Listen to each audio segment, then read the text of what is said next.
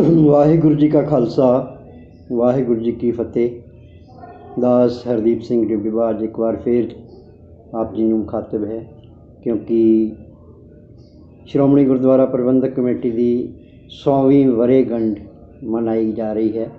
ਉਸ ਸੰਬੰਧ ਵਿੱਚ ਵੱਖ ਵੱਖ ਸੰਸਥਾਵਾਂ ਵੱਲੋਂ ਜਿਹੜਾ ਹੈ ਉਹ ਪ੍ਰੋਗਰਾਮ ਕੀਤੇ ਜਾ ਰਹੇ ਹਨ। ਔਰ ਕੱਲ੍ਹ ਹੀ ਸ਼੍ਰੋਮਣੀ ਗੁਰਦੁਆਰਾ ਪ੍ਰਬੰਧਕ ਕਮੇਟੀ ਵੱਲੋਂ ਇੱਕ ਪ੍ਰੋਗਰਾਮ ਕੀਤਾ ਗਿਆ, ਜਿਸ ਵਿੱਚ ਅਕਾਲ ਤਖ਼ਤ ਸਾਹਿਬ ਦੇ ਜਥੇਦਾਰ ਨੇ ਇੱਕ ਬਹੁਤ ਹੀ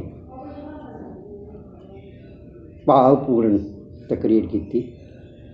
ਮੈਂ ਕਹਿ ਸਕਦਾ ਹਾਂ ਕਿ ਤਕਰੀਰ ਬਹੁਤ ਵਧੀਆ ਸੀ,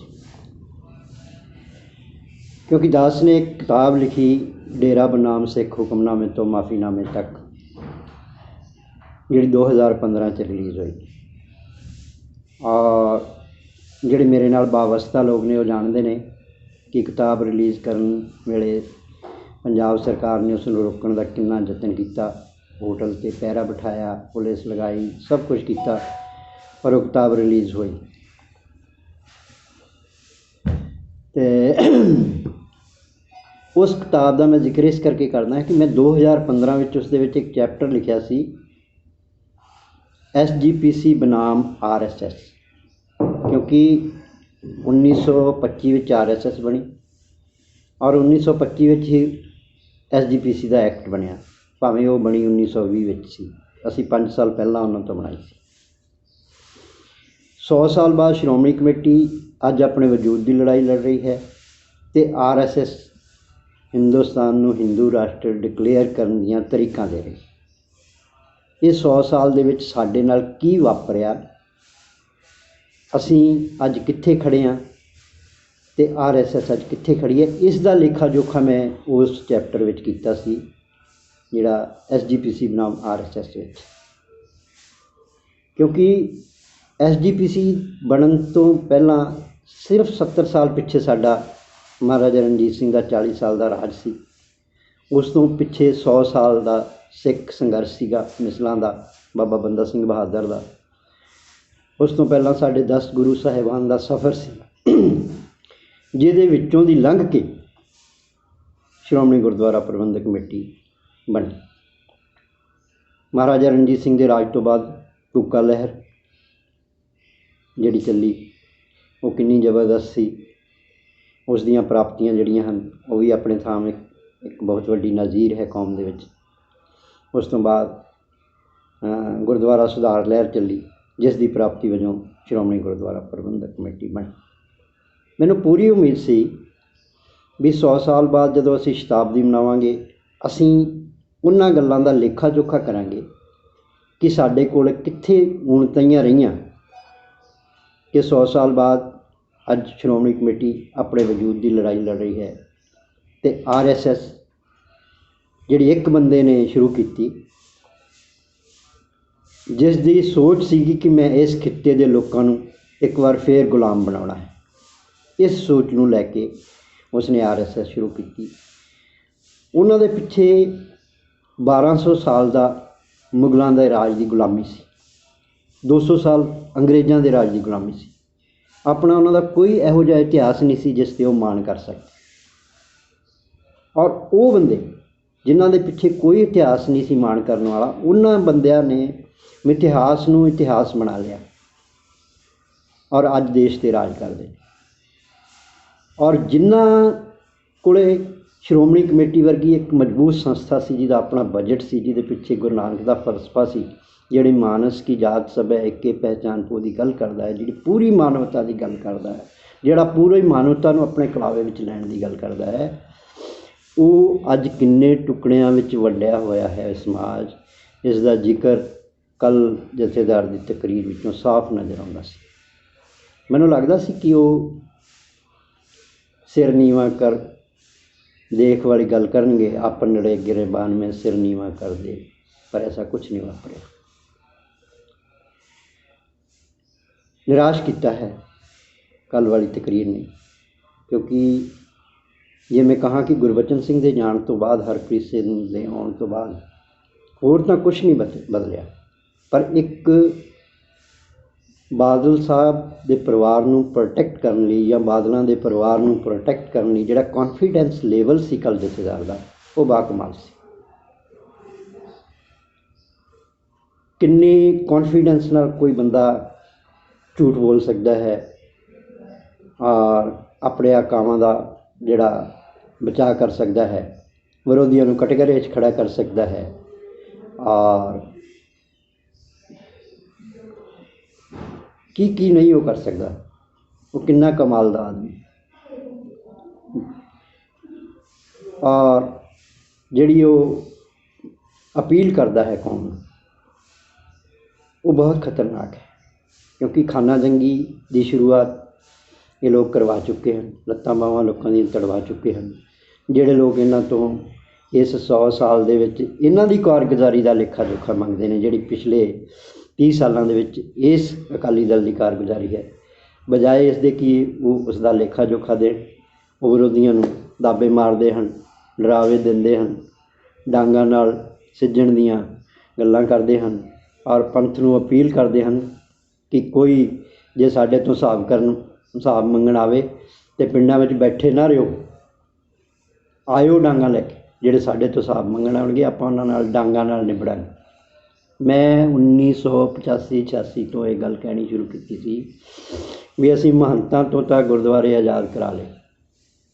ਨਨਕਾਣਾ ਸਾਹਿਬ ਦਾ ਸਾਕਾ ਜਿਹੜਾ ਹੈ ਉਹ ਬਹੁਤ ਛੋਟਾ ਪੈ ਜਾਏਗਾ ਜਦੋਂ ਅਸੀਂ ਇਹਨਾਂ ਮਹੰਤਾਂ ਤੋਂ ਆਪਣੇ ਗੁਰਦੁਆਰੇ ਆਜ਼ਾਦ ਕਰਾਵਾਂਗੇ। ਅਤੇ ਅੱਜ ਅਸੀਂ ਸਾਹਮਣੇ ਵੇਖ ਰਹੇ ਹਾਂ ਕਿ ਕਿਸ ਤਰ੍ਹਾਂ ਨਾਲ ਦਮਗਜੇ ਮਾਰੇ ਜਾ ਰਹੇ ਹਨ ਔਰ ਕਿਸ ਤਰ੍ਹਾਂ ਨਾਲ ਡਰਾਵੇ ਦਿੱਤੇ ਜਾ ਰਹੇ ਹਨ, ਬਜਾਏ ਇਸ ਦੇ ਕਿ ਅਸੀਂ 100 ਸਾਲ ਬਾਅਦ ਸਾਡੀਆਂ ਆਪਣੀਆਂ ਕਮੀਆਂ ਵੱਲ ਝਾਤੀ ਮਾਰਦੇ, ਆਪਣੀਆਂ ਕਮੀਆਂ ਨੂੰ ਦੂਰ ਕਰਨ ਲਈ ਸਿਰ ਜੋੜ ਕੇ ਬੈਠਦੇ।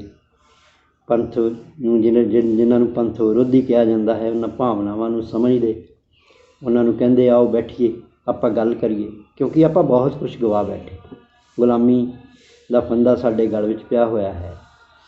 ਔਰ ਕੱਲ੍ਹ ਜਥੇਦਾਰ ਜੀ ਨੇ ਇੱਕ ਬਹੁਤ ਵਧੀਆ ਔਰ ਵੱਡੀ ਗੱਲ ਕਹੀ ਕਿ ATM ਨਾਲ ਬਣਿਆ ਹੋਇਆ ਪ੍ਰਧਾਨ ਮੰਤਰੀ ਹੈ ਜਿਹੜਾ ATM ਨਾਲ ਰਾਜ ਕਰਦਾ, ਇਹ ਲੰਮਾ ਸਮਾਂ ਰਾਜ ਕਰੇਗਾ। ਕਮਾਲ ਹੈ ਗੱਲ, ਕਿਉਂਕਿ ਸਾਡੇ ਜਥੇਦਾਰ ਨੂੰ ਅੱਜ ATM ਦੀ ਵੀ ਸਮਝ ਆ ਗਈ, ਕਿਉਂਕਿ ਜਿਸ ਅਕਾਲੀ ਦਲ ਦੀ ਉਹ ਤਰਜਮਾਨੀ ਕਰਦਾ ਹੈ ਉਸਨੇ ਉਸੇ ATM ਨਾਲ ਬਣੇ ਰਾਜ ਵਿੱਚ ਵਜ਼ੀਰੀਆਂ ਮਾਣੀਆਂ ਹਨ ਔਰ ਰਾਜ ਕੀਤੇ ਹਨ। ਅੱਜ ਉਹ ATM ਦੀ ਵੀ ਗੱਲ ਕਰਦਾ ਹੈ। ਸੋ ਬਹੁਤ ਕੁਛ ਹੈ ਕਹਿਣ ਨੂੰ। ਮੇਰਾ ਕਹਿਣ ਤੋਂ ਭਾਵ ਕਿ 100 ਸਾਲ ਬਾਅਦ ਅਸੀਂ ਸ਼ਤਾਬਦੀਆਂ ਮਨਾਉਂਦੇ ਹਾਂ, ਪਰ ਉਹਨਾਂ ਦੀਆਂ ਪ੍ਰਾਪਤੀਆਂ ਜਿਹੜੀਆਂ ਹਨ ਉਹ ਸਿਫਰ ਹੋ ਜਾਂਦੀਆਂ ਹਨ। ਕਰੋੜਾਂ ਰੁਪਏ ਦੇ ਖਰਚੇ ਹੁੰਦੇ ਨੇ, ਟੈਂਟ ਲੱਗਦੇ ਹਨ, ਪੰਡਾਲ ਸੱਜਦੇ ਹਨ, ਸ਼ਤਾਬਦੀਆਂ ਮਨਾਈਆਂ ਜਾਂਦੀਆਂ ਹਨ, ਪਰ ਅਸੀਂ ਉਹਨਾਂ ਵਿੱਚੋਂ ਕੱਢਦੇ ਕੁਛ ਨਹੀਂ।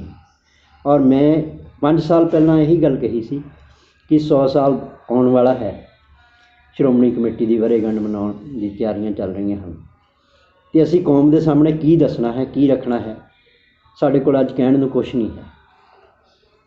ਜਿਸ ਅਕਾਲੀ ਦਲ ਨੂੰ ਮਜ਼ਬੂਤ ਕਰਨ ਦੀ ਕੱਲ੍ਹ ਜਥੇਦਾਰ ਨੇ ਵੰਗਾਰ ਪਾਈ, ਉਸ ਅਕਾਲੀ ਦਲ ਦਾ ਤਾਂ ਭੋਗ 1996 'ਚ ਹੀ ਪੈ ਗਿਆ ਸੀ ਮੋਗਾ ਵਿੱਚ। ਜਥੇਦਾਰ ਜੀ ਮੈਂ ਤੁਹਾਨੂੰ ਅਪਡੇਟ ਕਰਵਾ ਦੇਵਾਂ, 1996 ਵਿੱਚ ਅਕਾਲੀ ਦਲ ਖਤਮ ਕਰ ਦਿੱਤਾ ਗਿਆ ਸੀ, ਪੰਜਾਬੀ ਪਾਰਟੀ ਬਣਾ ਲਈ ਗਈ ਸੀ ਮੋਗੇ ਵਿੱਚ। ਤੁਸੀਂ ਕਿਸ ਅਕਾਲੀ ਦਲ ਦੀ ਗੱਲ ਕਰਦੇ ਹੋ? ਮਜ਼ਬੂਤ ਕਰਨ ਬਣਾਈਏ ਕੋਈ ਅਕਾਲੀ ਦਲ ਪੰਜਾਬ ਵਿੱਚ ਜਿਸ ਨੂੰ ਮਜ਼ਬੂਤ ਕਰੀਏ। ਮੈਂ ਤਾਂ ਕਹਿ ਰਿਹਾ ਹਾਂ ਕਿ ਪੰਜਾਬ ਨੂੰ ਅੱਜ ਇੱਕ ਬਹੁਤ ਵੱਡੀ ਜ਼ਰੂਰਤ ਜਿਹੜੀ ਹੈ ਉਹ ਖੇਤਰੀ ਪਾਰਟੀ ਦੀ ਹੈ, ਕਿਉਂਕਿ ਅਕਾਲੀ ਦਲ ਜਿਹੜਾ ਹੈ ਉਹ ਮਨਫੀ ਹੋ ਚੁੱਕਾ ਹੈ ਪੰਜਾਬ ਦੀ ਰਾਜਨੀਤੀ ਵਿੱਚੋਂ, ਪੰਜਾਬ ਦੀ ਧਰਮ ਦੀ ਸਿਆਸਤ ਵਿੱਚੋਂ। ਸ਼੍ਰੋਮਣੀ ਕਮੇਟੀ ਦੀਆਂ ਚੋਣਾਂ ਆਉਣ ਵਾਲੀਆਂ ਹਨ, ਤੁਹਾਨੂੰ ਡਰ ਸਤਾ ਰਿਹਾ ਹੈ ਕਿ ਇਹ ਚੋਣਾਂ ਦੇ ਵਿੱਚ ਜਿਹੜਾ ਹੈ ਸ਼ਾਇਦ ਸਾਡੀ ਸੱਤਾ ਸਾਡੇ ਹੱਥੋਂ ਚਲੀ ਜਾਵੇ, ਇਸ ਲਈ ਡਾਂਗ ਦੇ ਜ਼ੋਰ ਤੁਸੀਂ ਇਸ 'ਤੇ ਕਬਜ਼ਾ ਰੱਖਣਾ ਚਾਹੁੰਦੇ। ਮੈਂ ਫਿਰ ਬੇਨਤੀ ਕਰਾਂ ਜਥੇਦਾਰ ਜੀ, ਧੜਿਆਂ ਨਾਲ ਖਲੋ ਕੇ ਧਰਮ ਦੀ ਗੱਲ ਨਹੀਂ ਹੋਣੀ।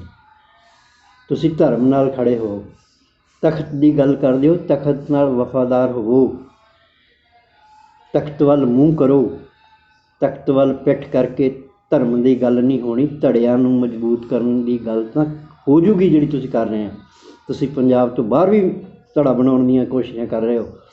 ਤੁਸੀਂ ਹੁਣੇ ਰਾਜਸਥਾਨ ਵਿੱਚ ਧੜੇ ਬਣਾਉਣ ਵਾਸਤੇ ਬਹੁਤ ਜ਼ਬਰਦਸਤ ਮੁਹਿੰਮ ਚਲਾਈ, ਪਰ ਤੁਹਾਨੂੰ ਕਾਮਯਾਬੀ ਨਹੀਂ ਮਿਲੀ ਅਤੇ ਉਸ ਤੋਂ ਬਾਅਦ ਤੁਸੀਂ ਫਿਰ ਪੈਰ ਪਿੱਛੇ ਨਹੀਂ ਕੀਤਾ, ਤੁਸੀਂ ਫਿਰ ਰਾਜਸਥਾਨ ਗਏ ਧੜਾ ਮਜ਼ਬੂਤ ਕਰਨ ਵਾਸਤੇ।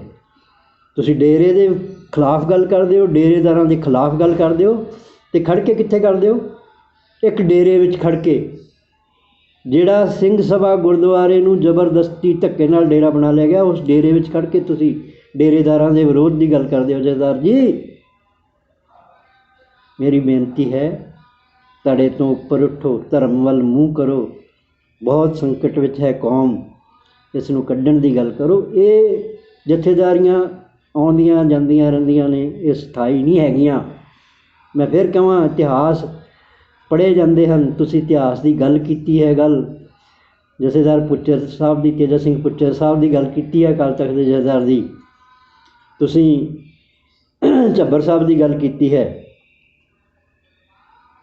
ਤੁਸੀਂ ਇਹ ਸਾਰੀਆਂ ਗੱਲਾਂ ਇਤਿਹਾਸ ਦੀਆਂ ਕਰਕੇ ਤੇ ਗੱਲ ਆਪਣੇ ਧੜੇ 'ਤੇ ਲੈ ਆਉਂਦੇ ਹੋ, ਧੜੇ ਨੂੰ ਮਜ਼ਬੂਤ ਕਰਨ ਦੀ ਗੱਲ ਕਰਦੇ ਹੋ। ਕਿੰਨੀ ਸਫਾਈ ਨਾਲ ਤੁਸੀਂ ਕੱਲ੍ਹ ਬਾਦਲਾਂ ਦਾ ਬਚਾਅ ਕੀਤਾ ਕਿ ਜੇ ਸਾਡੀ ਸਾਰੀ ਜਾਂਚ ਨੂੰ ਸਿਰਫ 2 ਲਾਈਨਾਂ ਵਿੱਚ ਅਸੀਂ ਸੀਮਿਤ ਕਰ ਦਿੰਦੇ ਅਤੇ ਕਿ ਇਹ ਸਾਰੇ ਜਿਹੜੇ ਗੁਰੂ ਗ੍ਰੰਥ ਸਾਹਿਬ ਹੈ ਇਹ ਬਾਦਲਾਂ ਨੇ ਨਾਗਪੁਰ ਪਹੁੰਚਾ ਦਿੱਤੇ, ਅਤੇ ਗੱਲ ਫਿਰ ਪੰਥ ਦੇ ਵਿੱਚ ਬੱਲੇ ਬੱਲੇ ਹੋ ਜਾਣੀ ਸੀ। ਜਥੇਦਾਰ ਜੀ, ਕਿਹਨੂੰ ਪੁੱਛਣ ਲੋਕ, ਕਿਹਦੇ ਕੋਲ ਜਾਣ ਇਹਨਾਂ ਗੁਰੂ ਗ੍ਰੰਥ ਸਾਹਿਬ ਦੀ? ਤੁਸੀਂ ਤਾਂ ਇਸ ਨੂੰ ਕਰਪਸ਼ਨ ਦਾ ਮਾਮਲਾ ਕਹਿ ਦਿੱਤਾ। ਅਤੇ ਜੇ ਕਰਪਸ਼ਨ ਹੈ ਸੱਚਮੁੱਚ, ਅਤੇ ਕਰਪਟ ਲੋਕ ਜਿਹੜੇ ਕਾਬੇ ਵਿੱਚ ਬੈਠ ਕੇ ਜਿਨ੍ਹਾਂ ਨੇ ਕਰਪਸ਼ਨ ਕੀਤਾ ਹੈ, ਅਤੇ ਉਹਨਾਂ ਦੇ ਖਿਲਾਫ ਤਾਂ ਬਣਦੀ ਕਾਰਵਾਈ ਹੋਣੀ ਚਾਹੀਦੀ ਸੀ। ਫਿਰ ਤੁਸੀਂ ਉਹਨਾਂ ਨੂੰ ਪੁਲਿਸ ਤੋਂ ਬਚਾਉਣ ਵਾਸਤੇ ਕਿਉਂ ਸਰਗਰਮ ਹੋਏ? ਤੁਸੀਂ ਕਿਉਂ ਨਹੀਂ ਪੁਲਿਸ ਨੂੰ ਉਹਨਾਂ ਨੂੰ ਫੜਾਇਆ? ਉੱਥੇ ਤੁਸੀਂ ਧਰਮ ਦੀ ਆੜ ਲੈਂਦੇ ਹੋ, ਉਹਨਾਂ ਨੂੰ ਪੁਲਿਸ ਨੂੰ ਫੜਾਓ, ਆਪੇ ਕਰਪਸ਼ਨ ਬਾਹਰ ਆਵੇ, ਪਤਾ ਲੱਗੇ ਕਿ ਇਹ ਕਰਪਟ ਲੋਕ ਜਿਹੜੇ ਨੇ ਇਹ ਕਲਰਕ ਨੇ ਕਿ ਕਰਪਸ਼ਨ ਕਰਾਉਣ ਵਾਲੀਆਂ ਕੋਈ ਹੋਰ ਬੈਠੀਆਂ ਦੂਰ ਤਾਕਤਾਂ ਸੀ ਜਿਨ੍ਹਾਂ ਦੇ ਇਸ਼ਾਰੇ 'ਤੇ ਕਰਪਸ਼ਨ ਹੋਇਆ ਹੈ। ਇਹ ਬਹੁਤਾ ਚਿਰ ਨਹੀਂ ਚੱਲਣਾ ਜਥੇਦਾਰ ਜੀ, ਕਾਬੇ ਵਿੱਚ ਕੁਫਰ ਬਹੁਤਾ ਚਿਰ ਨਹੀਂ ਚੱਲਦਾ ਹੁੰਦਾ। ਜਥੇਦਾਰ ਜੀ, ਸੱਚ ਨੂੰ ਕਬੂਲ ਕਰੋ। ਜੇ ਸੱਚ ਵੱਲ ਮੂੰਹ ਕਰੋਗੇ ਅਤੇ 2 ਕਦਮ ਜਿੰਨੇ ਵੀ ਤੁਰੋਗੇ ਉਹ ਸੱਚ ਵੱਲ ਤੁਰੋਗੇ। ਇਸ ਲਈ ਮੇਰੀ ਬੇਨਤੀ ਹੈ, ਮੇਰੀ ਪੰਥ ਨੂੰ ਵੀ ਬੇਨਤੀ ਹੈ ਕਿ ਆਪਾਂ ਆਉਣ ਵਾਲੀਆਂ ਸ਼੍ਰੋਮਣੀ ਗੁਰਦੁਆਰਾ ਪ੍ਰਬੰਧਕ ਕਮੇਟੀ ਦੀਆਂ ਚੋਣਾਂ ਜਿਹੜੀਆਂ ਹਨ, ਉਹਨਾਂ ਰਾਹੀਂ ਹੀ ਆਪਾਂ ਇਹ ਪ੍ਰਬੰਧ ਜਿਹੜਾ ਉਹ ਬਦਲ ਸਕਦੇ ਹਾਂ, ਉਹਨਾਂ ਰਾਹੀਂ ਹੀ ਆਪਾਂ ਜਥੇਦਾਰ ਨੂੰ ਆਜ਼ਾਦ ਕਰਾ ਸਕਦੇ ਹਾਂ। ਲੱਗੇ ਹੋਏ ਨੇ ਲੋਕ ਗੁਰਦੁਆਰੇ ਦੇ ਪ੍ਰਬੰਧ ਨੂੰ ਬਦਲਣ ਵਾਸਤੇ, ਉਹਨਾਂ ਵੱਲ ਵੀ ਆਪਾਂ ਨੂੰ ਧਿਆਨ ਦੇਣਾ ਪਏਗਾ ਕਿ ਕਿਤੇ ਇਹ ਨਾ ਹੋਵੇ ਕਿ ਅਸੀਂ ਇੱਕ ਗੁਲਾਮੀ ਤੋਂ ਨਿਜਾਤ ਪਾਉਣ ਲਈ ਦੂਸਰੀ ਗੁਲਾਮੀ ਸਵੀਕਾਰ ਕਰ ਲਈਏ। ਸਾਨੂੰ ਚੰਗੇ ਲੋਕ ਚੁਣ ਕੇ ਲਿਆਉਣੇ ਚਾਹੀਦੇ ਹਨ, ਚੰਗੇ ਹੱਥਾਂ ਵਿੱਚ ਪ੍ਰਬੰਧ ਦੇਣਾ ਚਾਹੀਦਾ ਹੈ। ਸੋ ਸ਼ਤਾਬਦੀ ਸਾਡੀ ਲੰਘ ਗਈ, ਪਰ ਸਾਡੇ ਪਿੜ ਪੱਲੇ ਅੱਜ ਕੀ ਹੈ? 100 ਸਾਲ ਬਾਅਦ RSS ਆਪਣੇ ਦੇਸ਼ ਨੂੰ ਹਿੰਦੂ ਰਾਸ਼ਟਰ ਡਿਕਲੇਅਰ ਕਰਨ ਦੀਆਂ ਤਰੀਕਾਂ ਮਿਥ ਰਿਹਾ ਹੈ ਅਤੇ ਸ਼੍ਰੋਮਣੀ ਕਮੇਟੀ ਆਪਣੇ ਵਜੂਦ ਦੀ ਲੜਾਈ ਲੜ ਰਹੀ ਹੈ। ਵਾਹਿਗੁਰੂ ਜੀ ਕਾ ਖਾਲਸਾ, ਵਾਹਿਗੁਰੂ ਜੀ ਕੀ ਫਤਿਹ।